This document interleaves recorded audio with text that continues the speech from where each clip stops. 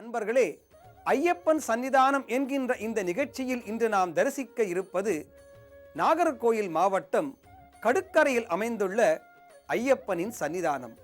வாருங்கள் தரிசிப்போம்.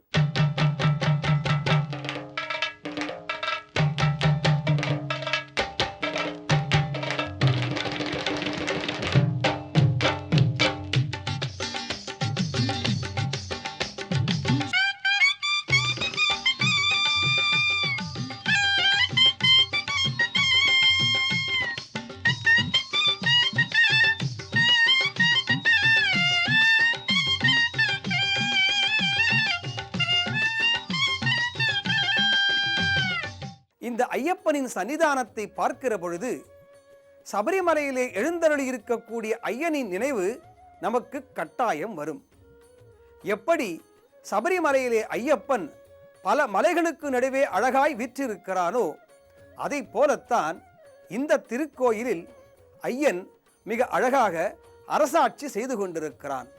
ராஜமாணிக்க விலாசம் அஞ்சுகிரி ஐயப்பாலயம் என்ற இந்த திருக்கோவில் கன்னியாகுமரி மாவட்டத்திலே தோவாளை வட்டத்திலே கடுக்கரை என்ற மலை அடிவாரத்தை சேர்ந்திருக்கிறது. கோவில் அருகே 5 சிகரம் இருக்கிறது, குன்று. அதை சாதாரணமாக இந்த கோவில் வருவதற்கு 50 ஆண்டுகளுக்கு முன்னதாகவே கடுக்கரையில் நாங்கள்லாம் சின்ன 5 மலை புத்தைன்னு சொல்வார்கள். அது இப்போது 5 சிகரம் இருப்பதால் 5 கிரி என்ற பெயர் பெற்றது. இந்த கிரியானது மலையோடு சேர்ந்து இருக்காமல், பெருமலைகளோடு ஒட்டி இருக்காமல், தனித்து ஒரு கல்லை தூக்கி போட்டது போல இருக்கிறது. அதனுடைய உண்மை என்னவென்றால், ஸ்ரீ ஆஞ்சநேய பகவான் இந்த மகேந்திரகிரிக்கு அவன் பச்சளை பறிக்க வந்தபோது அந்த அடையாளங்கள் மறந்து போய்விட்டான்.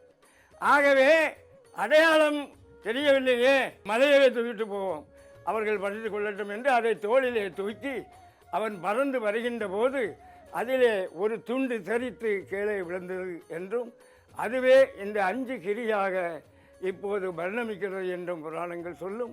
பொதுவாக சொல்ல போனால் ஸ்ரீ சபரிமலை பகவான் இந்த உலகத்தை எல்லாம் விட்டு நடு மலையிலே சபரி வாழ்ந்த இடத்திலே குடிகொண்டு அருள்வாளிக்கின்றான். அதுபோல காடு கரைகளைச் சேர்ந்த கடுக்கரையிலே இந்த அஞ்சுகிரி என்ற குன்றத்தின் அடிவாரத்திலே இந்த ஆஞ்சநேயன் கொண்டு வந்து போட்டுவிட்டு போன இந்த பொடி மலையிலே பகவான் வருகை தந்து எல்லா மக்களுக்கும் அருள் பாலித்து கொண்டிருக்கிறான். ஒரே பாறையில் 18 படிகள் அமைக்கப்பட்டிருக்கின்றன. இந்த 18 படிகள் அமைய பெற்று சுமார் 55 வருடமாகிறது. இப்போது ஒரு அதிசயம் என்னவென்றால், சில பக்தர்கள் ஒன்று சேர்ந்து 18ஆம் படியின் காவல் தெய்வமாக விளங்குகின்ற கருப்பசாமி என்ற தெய்வத்தை உருவாக்கி தந்திருக்கிறார்கள்.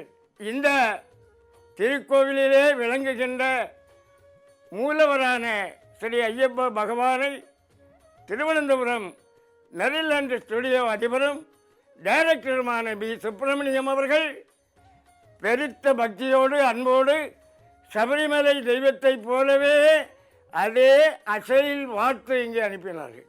சபரிமலையிலே ஐயன் எப்படி 18 படிகள் கடந்து சென்று கன்னிமூல கணபதியும் மஞ்சள் மாதாவும் காட்சி தருகிறார்களோ, அதை போலத்தான் இந்த திருத்தலத்தில் எழுந்தருளியிருக்கும் ஐயனுக்கு உடனாக மஞ்சள் மாதாவும் விநாயகப் பெருமானும் நமக்கு கம்பீரமாக காட்சி தருகிறார்கள். மலைகள் சூழ்ந்த இந்த அற்புதமான திருத்தலத்தில் ஐயப்பனுக்கு உபதெய்வமாய் நாகர் நமக்கு காட்சி தருகிறார். எப்படி சபரிமலை நோக்கி செல்லுகின்ற ஐயப்ப பக்தர்கள் புனித நீராட பம்பை கரையை நோக்கி செல்லுகிறார்களோ, அதை போலத்தான் இங்கே இருக்கக்கூடிய ஐயப்பனை தரிசிக்க வரும் பக்தர்கள் புண்ணிய தீர்த்தமாக இருக்கக்கூடிய திருக்குளத்தில் நீராடியபடி பிறகு ஐயனை தரிசிக்க வருகிறார்கள்.